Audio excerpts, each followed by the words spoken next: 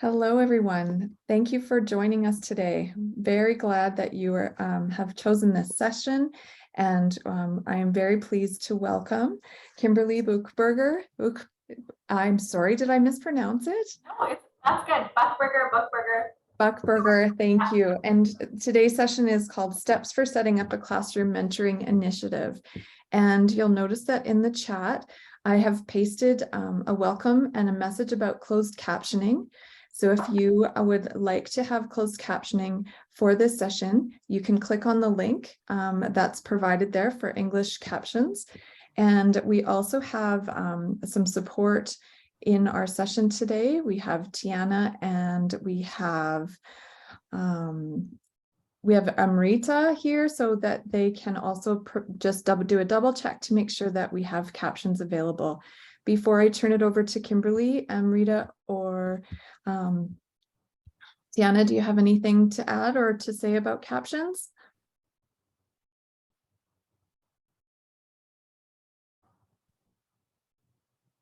Okay, then I'll pass it over to you, Kimberly. I'm so glad that you could be here with us today. Wonderful, thank you. So yeah, as stated, I'm Kimberly. I am a grade 1 teacher here at Norwood School in Edmonton. So it's in the inner city of Edmonton. I've been working here for 5 years now. And prior to that, I was teaching in the north side for a couple of years. So I'm very excited to be here to share how my school has been running this mentoring initiative the past couple of years. And we'll just get right into it. I am working at school right now. My kids are just in music class, so I'm in a conference room and I have a note on the door, but if we get interrupted, that's why. If you're hearing school bells or anything like that, I'm at school right now. So before we get started, if people could just type in the chat really quickly or just turn their mic on and just say what your role is and kind of why you signed up for this, just in a sentence or two. If you're a teacher or looking to set something up like this, just to kind of give me an idea of where we're at.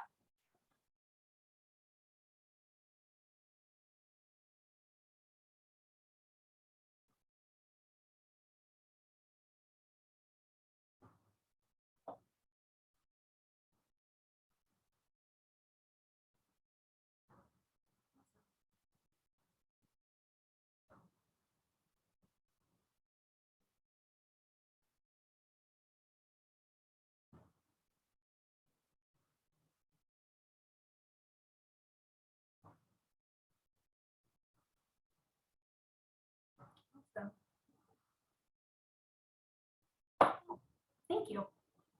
Okay, well, we can get into it. So as stated, we ran this virtual mentorship program last year in my classroom.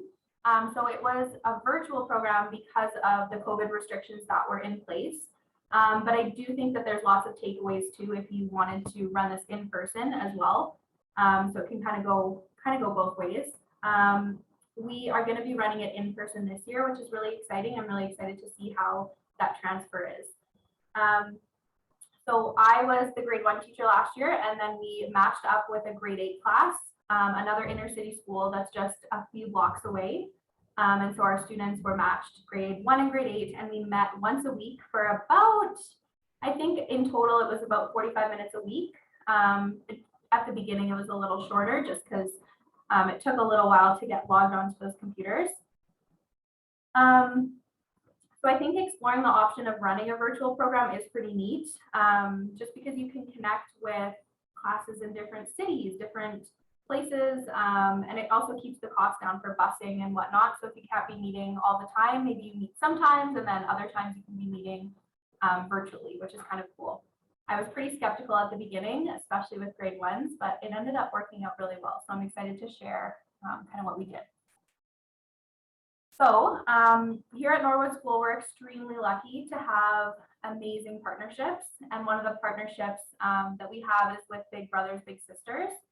And so when I was originally approached by Big Brothers Big Sisters, And my principal, they were like, we'd like to run a mentorship program with the grade 8s. You guys will just be online. So each grade 1 will have their own buddy with their own computer. And of course, on paper, that sounds great. But in my head, I was like, okay, kind of smiling and nodding. I was pretty skeptical just because getting grade 1s on the computer takes like half an hour just to get them logged in. But it ended up working out so well, which was really, really neat. And I just wanted to say that I certainly can't take credit for everything that we did last year, just because we did have this partnership with Big Brothers Big Sisters, and they really took care of a lot of the stuff for us, which was really nice. As teachers, it kind of took a load off. So they helped out with buddying up the kids and matching them, planning the lessons, and they kind of helped set everything up, which was really, really nice. I do think, though, that it is doable if you can find a class to be partnered with and work with those two teachers. I think it's definitely something that can be done without that partnership. All right, so to start, we used a Google Classroom as our main hub. And so each teacher added the students, and before we even began the program, we familiarized the students with how to use Google Classroom. So obviously with the older kids, they were pretty good at it, especially with COVID. They knew how to get on there, how to work that. With the grade 1s, it took a lot of practice.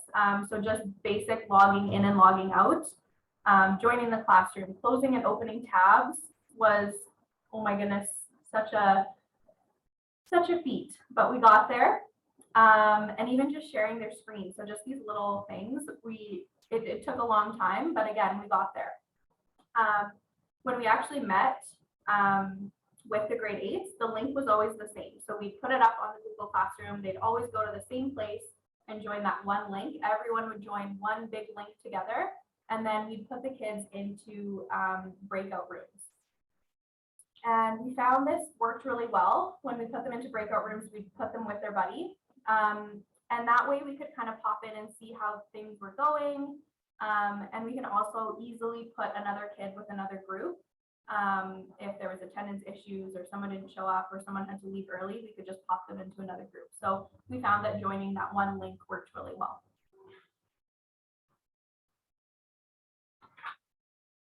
The logistics of running this mentorship program were a little tricky. At the beginning, we needed to find enough space just to spread out. When we started, there was a ton of feedback. So we had all the computers set up next to each other, and we didn't really think about this. And all of a sudden, there was all this feedback. All the kids were trying to talk at once.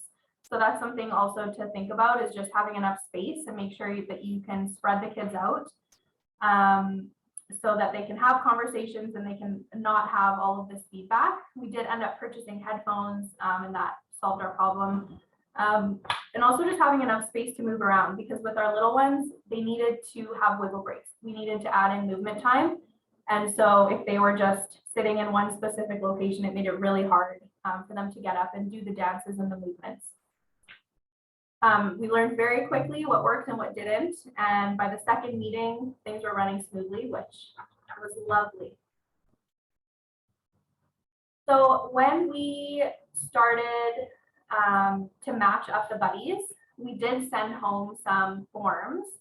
The older kids would be able to do this on their own, but for the little ones, we sent home some forms to parents with questions and detailed explanations of what we were going to be doing. So we told the parents what this was going to look like, what we hope to accomplish.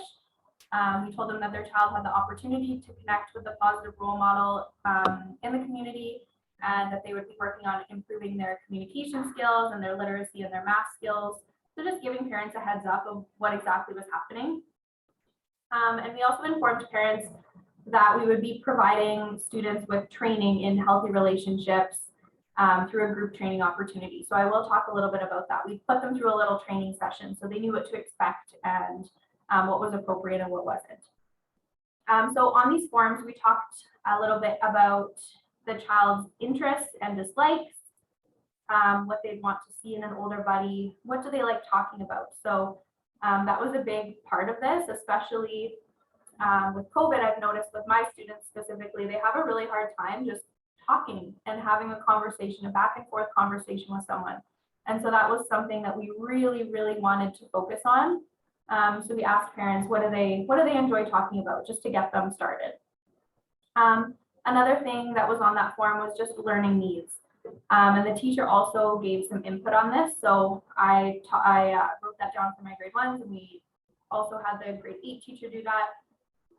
But do they need someone to kind of take charge? Are they super quiet? Are they able to read? Are they working at grade level? All these things are important when we were matching them up. So after we got the forms back, we kind of went through and started matching up all the kids. Again, I had wonderful help with our big brother, big sister mentor, the staff member who was helping us. But if you didn't have someone, you would just meet up with that teacher and just start matching those kids.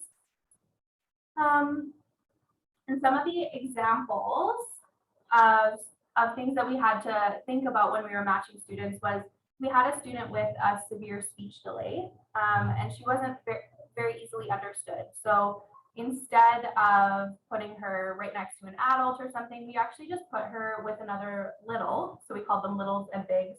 And so we had her with 2 grade 1s and 1 grade 8. And so that way she was able to still participate. She had her own computer, she still logged on. They stayed in different areas of the classroom, so they felt like they were still doing their own thing.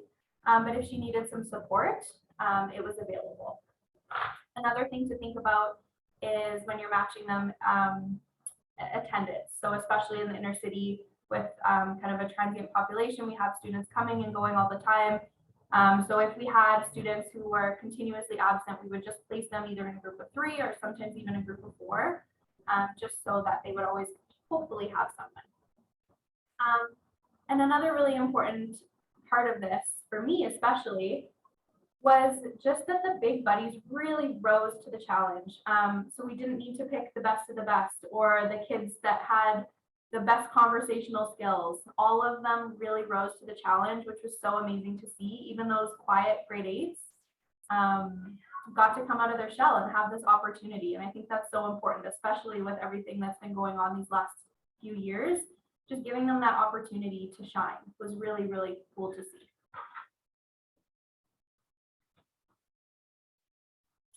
So the next part was introducing this whole idea to the students. So the big brother, big sister staff member made a slideshow and kind of walked the kids through what they would be doing. So they showed them the Google Classroom ahead of time, talked about what breakout rooms would look like, made a list of things that they maybe wanted to do with their buddies, answered any questions that they had, and also gave them some scenario questions. So this was kind of our training portion. And so I've attached a few of those slides. Hope they're coming up next. I've attached some of the slides though, so that we can look at them about what that kind of training portion looked like. I did think it was a pretty beneficial part to have, just to get the kids ready. Again, we're very trauma informed here at Norwood School, and we like to really give the students knowledge of what to expect. We don't want to give them surprises. So really laying things out for them so they knew exactly what to expect was important for us.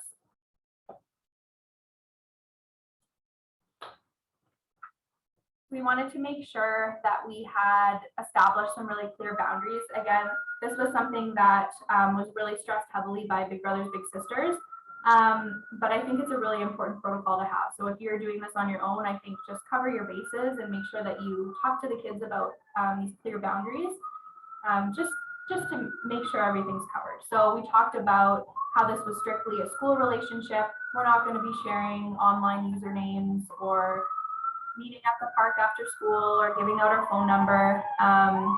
We talked a lot about this. We talked about secrets, so safe secrets, not safe secrets. Maybe a secret is, oh, I'm going to, a safe secret would be, oh, I'm having a surprise birthday party for my mom on the weekend. And then giving them some scenarios about what non-safe secrets would be. We also talked about sharing appropriate messages and dressing appropriately and having an appropriate background. Again, that was more so during COVID if they were doing at-home learning, so not opening the meeting when you're lying in bed, things like that. Another thing that was really stressed, and I thought this was very important, was that there is a very clear beginning, middle, and end of this friendship. And when I first heard it, I was like, oh, that's kind of harsh. But it was really important, again, to give these kids a heads up. This is not going to be something that is long lasting. We're going to start this mentorship program. We're going to have fun. We're going to do some learning together. And then at the end, we're going to say goodbye. Again, they're not going to be meeting up after this and having phone conversations and whatnot. So I thought that was an important piece to stress. We also talked about trusting feelings and just when in doubt, call a teacher. I'm just going to flip through. These are some attached slides of kind of that training portion that we went through with the kids, just so you can see kind of an idea. We talked to them about why they're here today, getting to know each other a little bit, and talk about what mentoring is, talking about, again, with the grade ones, what it means to be a mentee, and some trust and safety and respect. And again, talking more about those healthy and enjoyable relationships. Match expectations. So once they were matched up, talking about being respectful and treating others how we wanted to be treated. And again, stressing that it was only during these scheduled sessions that they would be seeing their mentor. Again, this was talking more about the online online mentoring.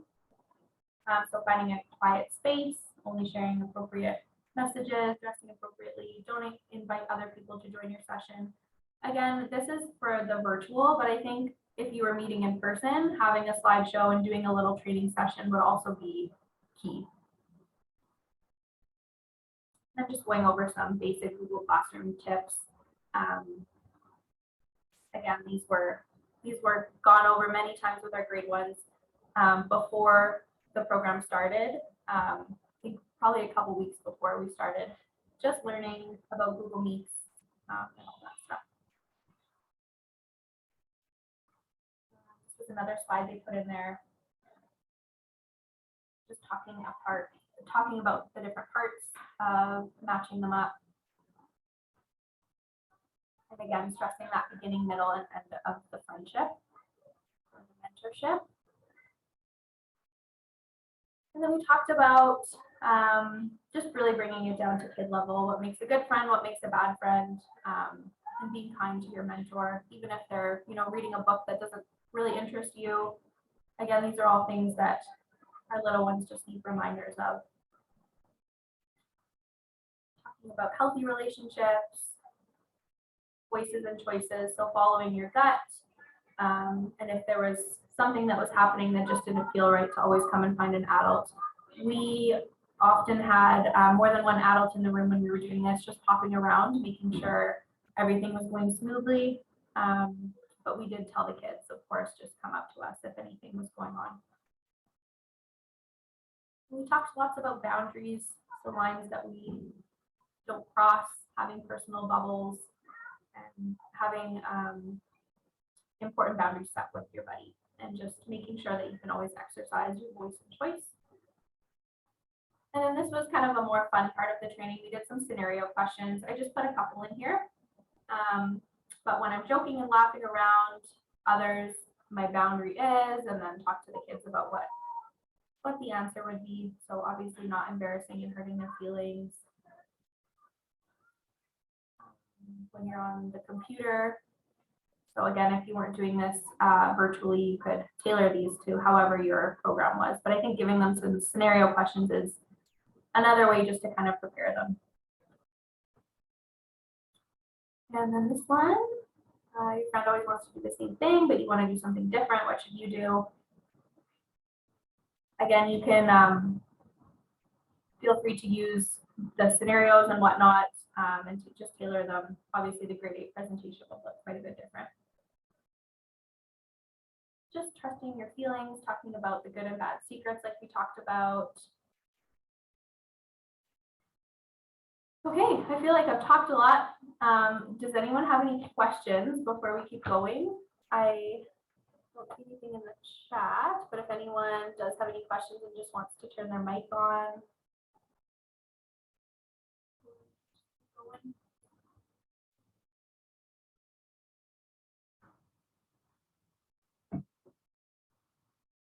I'm not seeing anything, but feel free just to turn your mic on at any time or type in the chat if you need.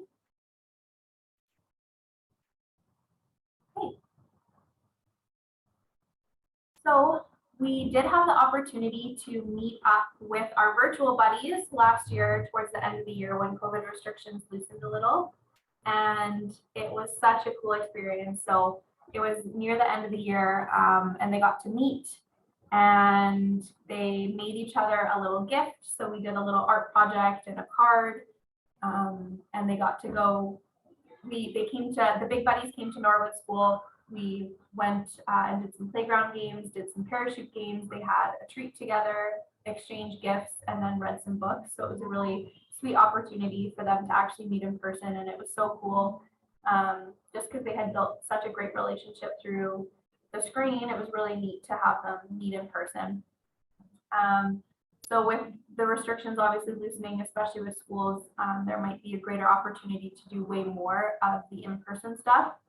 But again, if it's not on your radar, or it wasn't something you're thinking about, the virtual way of doing it did work out really well. So even just doing a mix of both, since I know it's not always feasible to get to other schools and with busing costs and all of that. So kind of a neat opportunity to do both. Some other ideas we had, you guys could write letters between the two classes. The big buddies could join on a field trip and help out. If there was a special presentation or they learned some new poems or something and they wanted to meet up and do that, they could, or meeting for special holiday things as well. So here at Norwood School, we do lots of different holiday things, carving pumpkins and making apple crisp and stuff. So inviting them for something special like that.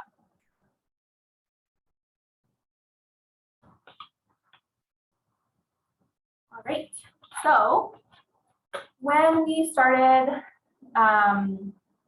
preparing the grade 8s for exactly what they would be doing with the students and with their little buddies, we established a very regimented routine. Again, with the trauma-informed practice that we really have a strong focus on here at Norwood School, we really want them to have a routine and know exactly what to expect each time. So this was our routine, and I'll go into more detail in the next couple slides. We all started with the exact same lesson for the first, I think, month, maybe month and a half. And then after that, we allowed some freedom for the grade 8s to kind of plug in other things and change up the lessons a little bit, but they still would be always following the same routine. So here's an example of what our lesson plans kind of look like. We would always start with an icebreaker, move to a game of some sort, literacy or math focused. We'd always have some time in there for wiggle breaks, some choice time after, a story, and a goodbye. And again, I'll go kind of more in depth in these next couple slides, but that's kind of a breakdown even just of the timing as well. And those things would be tailored to each student. So again, we started like this for about a month and a half, and then as they got to know each other, some of the bigger kids would realize, oh, my buddy needs more wiggle breaks, or you know what, my buddy actually doesn't really like the wiggle breaks, so we're going to take them out, things like that. So just some examples. The check-in, which was our first part, was just an important part of it, and allowed them to have that conversational back and forth, which was just really missing, especially after COVID. So this was honestly my favorite time, just to walk around and listen to them, just having those conversations back and forth. And it really helped my kids at the beginning. I noticed a lot of one-word responses, and by the end, they were chatting and laughing together and asking questions, and I think it really helped them, which was lovely. And then we'd always give the grade 8s kind of an icebreaker or something. So maybe a would you rather question, just to get them talking if they were feeling a little shy. So next, we would always do some sort of a game or activity together. So what we did would, we would typically have the grade 8s open it, explain the directions, and then the grade 1s would just keep their mic on and answer, and the grade 8s could kind of help out in that sense. So I'm just going to show you here an example.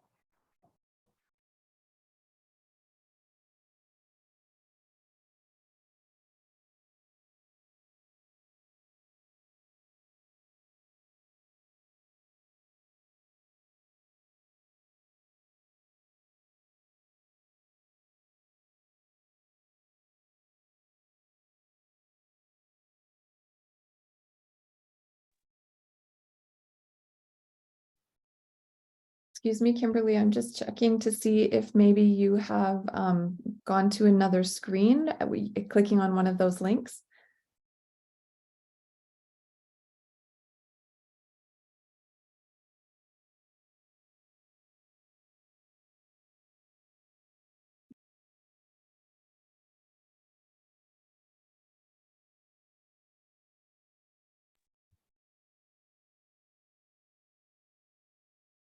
Back into it. Sorry about that. All good. We're glad you're here. Thank you. Okay, can you see my screen? Yes, we can see the math game screen. If you're going to click on one of those links, then let's see if we can still see it. There you go. You know what? It's not actually that important for me to click on them, so I might just go back into presentation mode just to keep everything running smoothly. Okay, that was just an example of one of the games.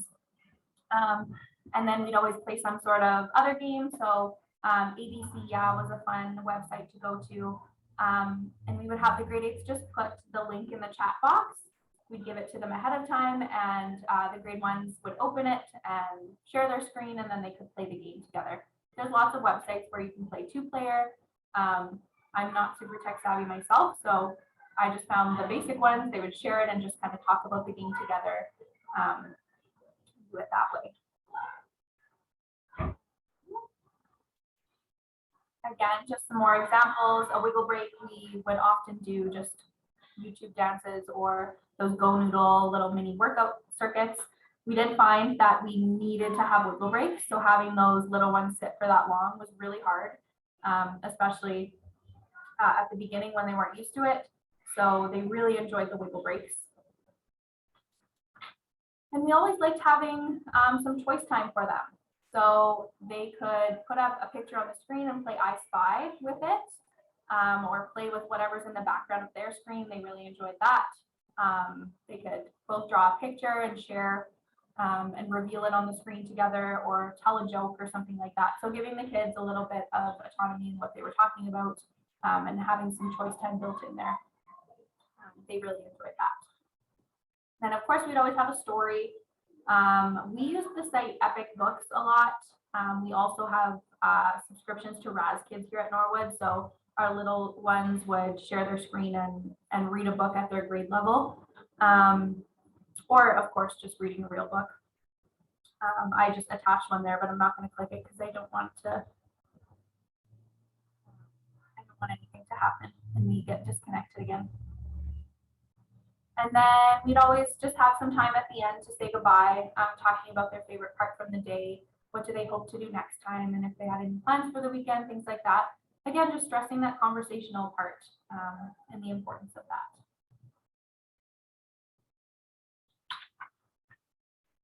So again, as I stated, we started with the same lesson plan, and we plugged in all of those pieces for them, had the exact wiggle breaks, all of that stuff for them.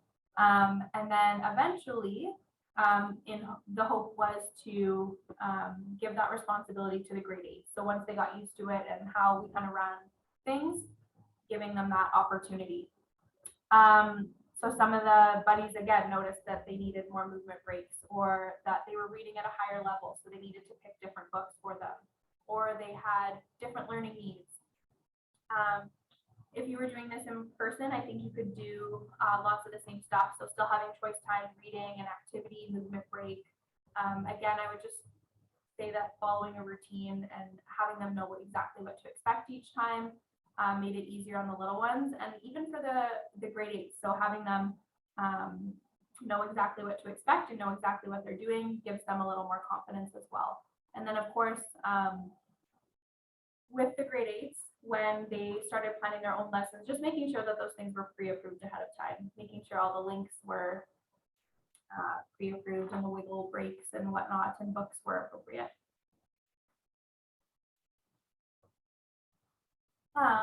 We also had some little mini interviews that the Big Brother, Big Sisters staff members would do throughout the year. So they had 2 interviews, one more at the beginning, one more at the end, and they just chatted with students about how things were going. How was their buddy? What have they learned so far? What's the best part? What's something that they didn't really like about it? And it was great. We actually learned a lot from it, and we were able to kind of tailor things to that. And if they wanted more of one thing, we kind of added that in. Some of the answers were pretty cute. They were like, well, I'd like to go to Disneyland. We're like, okay, well, that's not going to happen, but that was kind of cute. So some of the benefits we saw from running this program, of course, there are way more than this, but the biggest one for me, honestly, was just that connection and conversation and just seeing how the kids could converse with someone that they had never actually met before, and laughing with them and chatting with them and getting to know them and really being interested in another person. I think especially with COVID, it was a lot of me time and worrying about themselves. And so it was really cool to see them, you know, really interested in someone else and asking them questions and how they were doing. Tech skills, of course, that was huge. Just logging on, accessing, again, closing all those tabs at the top of the screen. That was one of the hardest parts for them. If you are doing it, I would definitely suggest talking to them lots about the tabs at the top of the screen, because sometimes they'd have their meeting open and then they'd be in other tabs, so they could hear their buddy talking, but they wouldn't know where to find them. And so I kind of talked about it as like pages of a book. So you need to kind of flip between the pages. And that was a hard part to get to, but we did learn it. And then just that leadership portion. So giving the grade 8s an opportunity to shine. And they sure did. It was amazing to see. I know the other grade 8 teacher was talking about just some of those shy kids and how we didn't know if it was going to work out, and just how they were so excited to see their buddy and just kind of gained that confidence. It was really neat, especially on a Google Meet, even for the first couple times. If you are running it in person, even just meeting over Google Meet, I think it took a lot of the stress away than meeting in person. It's a little easier to talk to someone or to meet them for the first time, not in person. So I think it was helpful for sure. Some of the challenges, of course, there was a lot at the beginning, but I was so grateful to have so much help. I also pulled some volunteers into my room for the first few times we did this. My mom actually helped volunteer in my classroom, just helping them log on and get started. That was really helpful. So if you are starting this program, I would definitely suggest having lots of adults in the room the first couple of times. I mean, the list goes on of challenges, as it does in classroom these days. But coming from a first-time virtual mentorship teacher, it's definitely so doable, and I highly recommend it. The benefits far outweigh the challenges. Some of the other challenges, again, just sitting in that space. So making sure we had room to spread out. We ended up using hallways and other classrooms that weren't being used at that time, just so that they had enough space. And of course, just, yeah, things like speech delays or behaviors or attendance. Of course, those are things that you're going to run into, but they were all workable. And I was definitely pleasantly surprised at how smooth things were able to run. And so we just have some feedback from some of the students. And so this was from a grade 8. I can't remember. I think it was a grade 8 boy who said, "I've never danced in front of anyone before except my little buddy, and it was actually really fun." So just doing those wiggle breaks together, that was pretty cute. Another grade 8 said, "My favorite things are reading books, playing tic-tac-toe, playing reading games with her." And then a little grade 1 said, "One time he was reading me a book called I Like Me, and then we talked about what I like about myself, and I've never got to do that before." There's some other ones. I'll just give you a moment to read them because they are very sweet.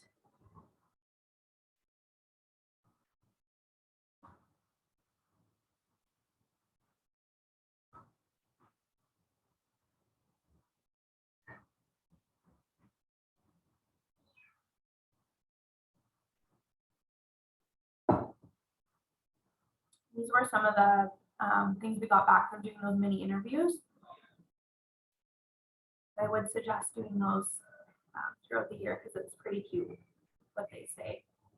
A couple more.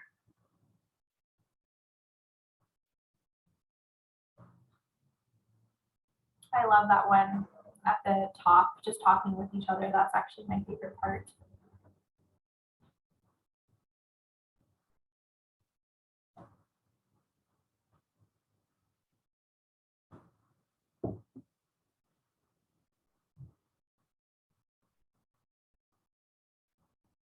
Awesome.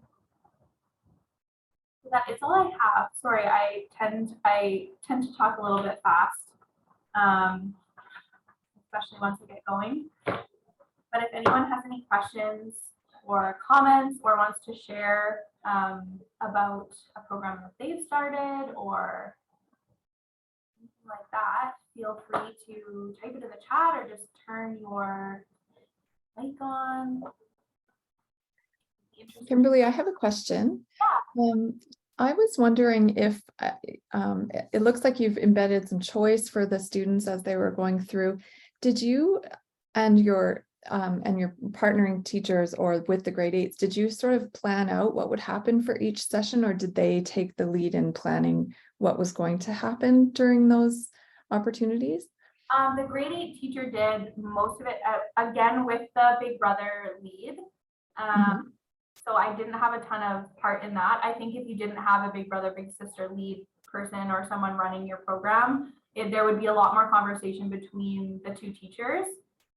She was kind of the liaison between the grade 1 teacher and the grade 8 teacher, and just handled a lot of that for us. But I think if she wasn't, because she actually knew my kids pretty well, she came into our classroom a lot and got to know them. I think if she hadn't been doing that, I certainly would have been chatting with the grade 8 teacher more and maybe talking about things we're working on in the classroom or specific topics that our students are interested in, things like that. But again, we're super lucky here at Norwood to have the help. So that was kind of taken care of for me. That's great. Sounds really effective and efficient for you. So, yeah. And I also have a sort of a tech question. When you had all of those different groupings on Google Meet at the same time, you talked about having enough space. Was there sound sort of overlapping each other and getting squealing microphones and all of that sort of thing that happens when you sit next to someone logged into the same or at the same time? Yeah, it was at the beginning. So our first session, again, I'm not super tech savvy myself, so they all started logging on and there was so much feedback and I was like, oh my goodness, I did not think about this. So what we ended up doing was we purchased headphones. So that really helped. And then we spread out into the hallways. I have a boot room in my classroom, so I had a couple kids in there, spread out along like the carpet, desk areas. And then if there was an extra room in the school that wasn't being used that day, we would also use that. Again, it really helps to have more adults because you can take 4 kids and go find a different hallway to sit in. Yeah. But having their own space to spread out was really important, even just for the conversations. And it was something that completely I did not think about at the beginning. I was like, oh, they'll be fine. They're just talking on the computer. But yeah, especially with the volume and the wiggle breaks and all of that, they definitely need some space for sure. Right. Yes. Thanks for sharing. There's a comment in the in the chat from Ken. Do you have that one up? Yeah. Yeah, in one of my schools. Oh, that is amazing. That is so cool. That would be really neat to see.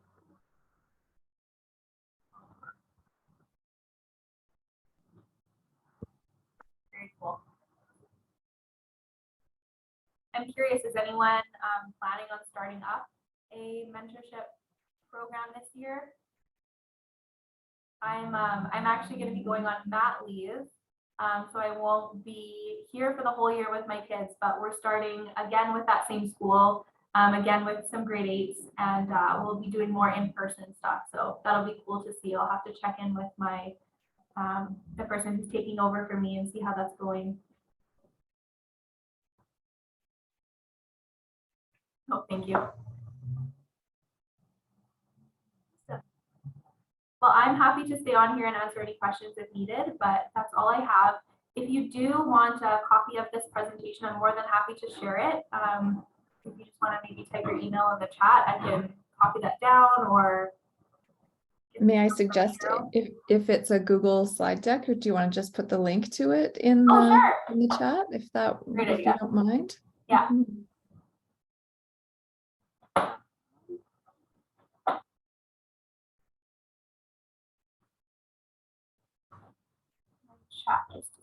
I think it's really inspiring, the way that you were able to walk us through all of the challenges and the little things that you had to do to set it up for success, because it's sometimes those details that can be barriers for us when we're trying to set something up in school, and to have that longevity. There's lots of circumstances where a buddy program can be really effective, but then it can also be challenging. So thank you for taking the time to walk through and really talk about the benefits that it has for all of the students at both grades, and the partnership that you were able to form with the outside organizations. And it's just lovely to see these great things happening in your classes to really make meaning for students. And I know little kids, grade 1s, grade 2s, elementary kids in general, have this perception of what teenagers are like, right? And how great for them to be able to say, no, they were just really kind and they listened to me. That was really nice to hear. You're fighting against some media impressions there that tells them what teenagers are like, right? So really good to hear that. Yeah, and I was so glad that I was kind of, I wouldn't say pushed into it or forced into it. Of course, I wanted to do it, but I was very skeptical at the beginning. Again, I just kind of smiled and nodded, and in my head, I'm like, how on earth is this going to work? But it did, and it honestly, it worked way better than I thought it would. It was easier than I thought it would be. Of course, there's challenges with everything, but I was so impressed. So.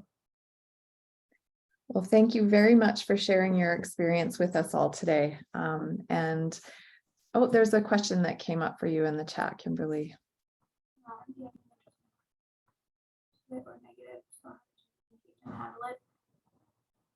You know what? We had a little student who in grade 1 who wasn't really into it. He would say, I have to go to the bathroom, and he'd be gone for 10 minutes, wasn't really paying attention to his mentor. And we had a chat with him about it, and he just didn't really seem very interested in it. So what we did was we put him again in that group of 3.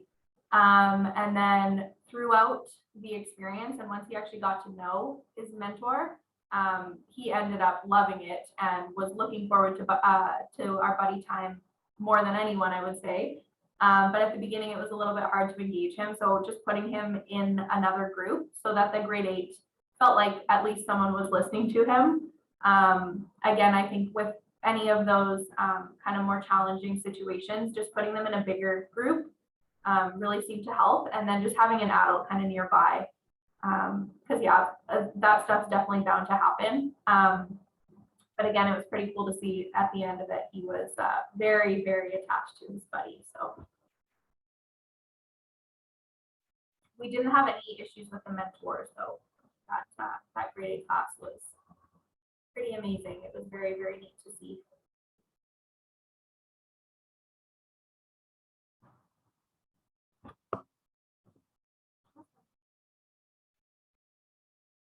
Just let me know if that slide deck doesn't work or if it needs sharing or anything like that. And I'm more than happy to share. And like I said, I'm happy to stay on and answer questions, but that's all I have. So thank you. Do you mind just checking to see if it's accessible to view? Yeah, otherwise you'll get all of our permission emails. What I will. Thank you. Great. Link that's shareable. Sorry.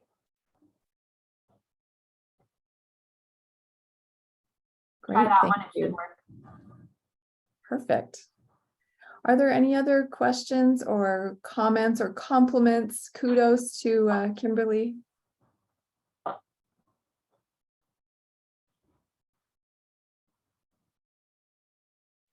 Lots of appreciation and thank you. I agree. Thank you for taking time out of your day with all of your little friends to come and share your learning and your work with us.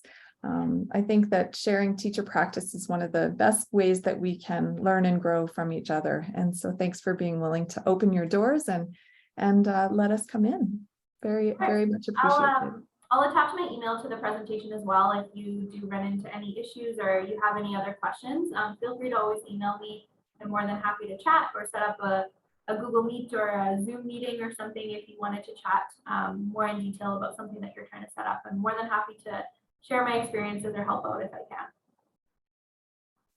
Sounds great. Thank you so much. Thank you.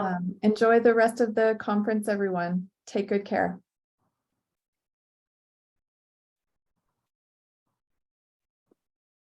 I see Faye said, did it work for high school students? I haven't tried it with high school students, but I certainly would think that that would work out very well.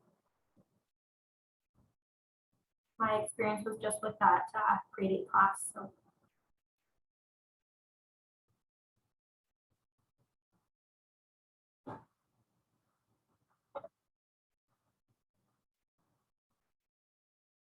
You are still sharing your screen, Kimberly. Oh, sorry.